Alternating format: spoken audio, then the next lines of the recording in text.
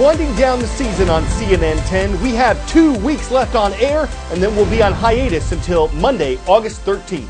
Welcome to the show. I'm Carl Azuz. Millions of people in Venezuela have gone to the polls to vote in a presidential election. It started yesterday morning. The leader of the South American country is chosen through a simple majority vote, and the incumbent president, Nicolas Maduro, is hoping to continue in his job for at least another 6 years. One thing that's interesting about this is that the main group that opposes Venezuela's leader is boycotting the election. Many of those who aren't voting believed it's been rigged to give President Maduro the victory. In fact, the election's been criticized as unfair both inside and outside of Venezuela. The country's leader blames the United States for trying to undermine the vote. Venezuelan and U.S. presidents have criticized each other for years, but President Maduro says Venezuela's election would not be tarnished and that the outcome would be respected. The controversial incumbent does have challengers, and while they have different ideas on how to run Venezuela, anyone who wins will have a hard job ahead. Venezuelan politics have always been complicated and temperamental, but even more so now as the crumbling economy has plunged this country into a very dangerous political stalemate. In 1999, Hugo Chavez was elected president, and he turned to his very specific and personal brand of socialism, Chavismo.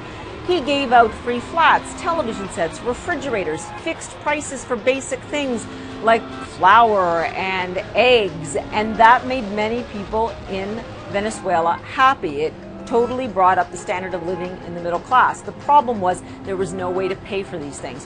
When Hugo Chavez died in 2013, his hand-picked successor, Nicolas Maduro, was elected president. He continued with Chavismo. The problem was that the price of oil collapsed from $100 a barrel to less than $50. The economy has never recovered.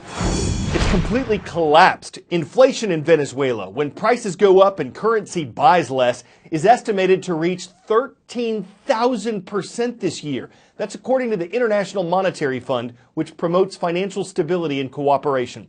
Empty shelves in grocery stores reflect the shortage of basic things like flour, medicine, and toilet paper. In the words of one woman who says her family doesn't earn enough money to buy half a dozen eggs, quote, "Nothing is normal." An estimated 4 million Venezuelans have left the country over the past 4 years. There are around 31 million there now. The results of the election hadn't come in by the time we produced this show. A U.S. congressman from Texas says his community would grieve together, love one another, and work together to get through a tragedy that took place last Friday. In the southeastern Texas city of Santa Fe, schools are closed today and tomorrow following last week's shooting at Santa Fe High School. It ended after school resource officers confronted the suspect, and Texas Governor Greg Abbott says the officers likely saved lives. He was expected to meet with family members of the victims yesterday, following a service at the First Baptist Church of Santa Fe. As the news media arrived to cover that, they observed a rainbow over the church that one reporter said appeared to reach to the school.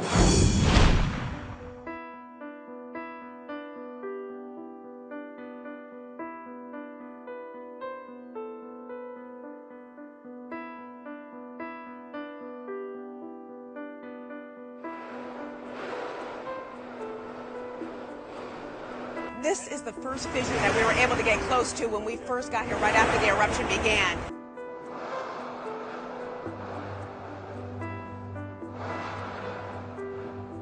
The sound is deafening, and I can see, it's hard to see, but I can see that there is some fire burning inside there. There are still deep orange pieces being launched out of this fissure into the sky. You can feel the pressure. It is strong. And it almost sounds angry.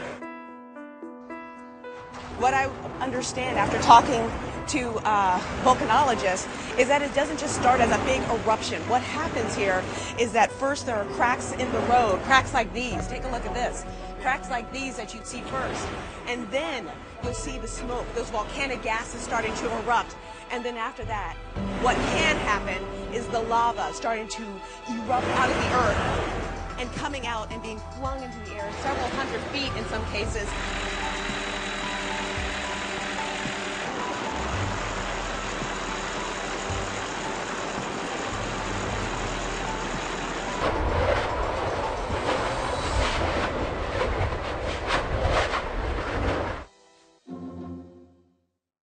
Like a lot of private pilots, Paul Stiklenski started working toward his license so he could fly for the fun of it. He originally didn't think that he'd be doing it as a form of service, but that changed a few years ago, and today more than 1,000 dogs have Stiklenski to thank for saving their lives.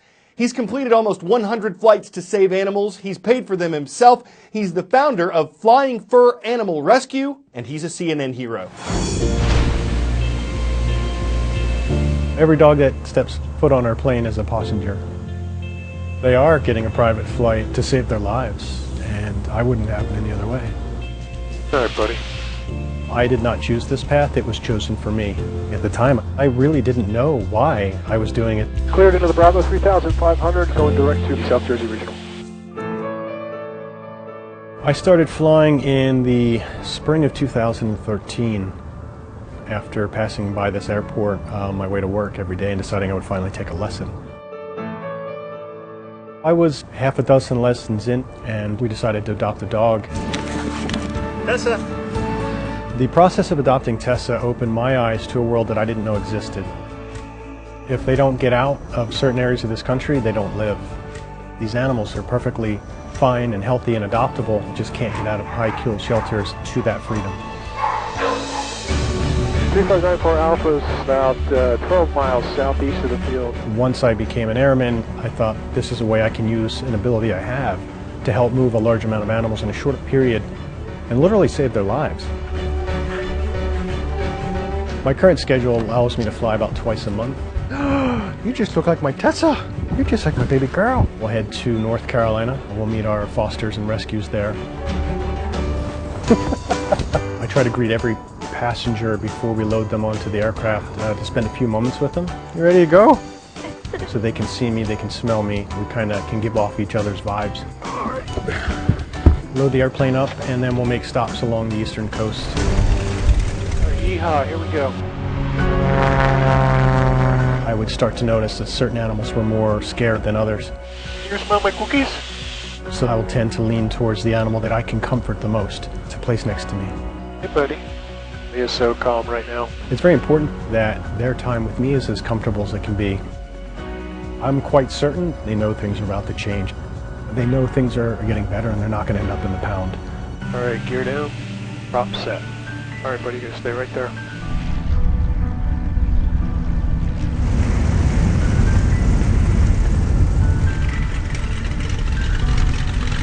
Are you excited? I think you are. All of the shelters that I work with are no-kill. His heart's beating a mile a minute. He's so scared.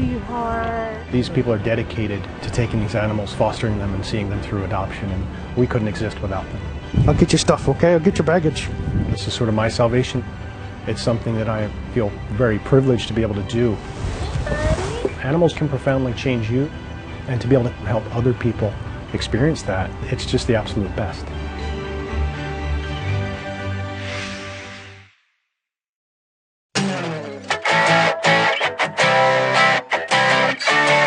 If you're a big fan of chicken wings, you might think these are worth their weight in gold. 24-karat gold. They're now on sale to eat at a restaurant in New York City. They're brined for 12 hours, coated in a dry rub, baked, then fried, and here's where the money is. They're coated in a layer of gold dust. Yes, they cost more than buffalo wings. 10 of these are $45. The restaurant's owners say they wanted to create something over the top. But why wings and not nuggets? I guess if you're going to go for the gold and test your diner's mettle, you could start a flap with the wing folks or a dust up with the nugget folks. Either way, the thing shining on the wing is the bling, and it blings us to another rich ending for CNN 10. I'm Carl Azuz.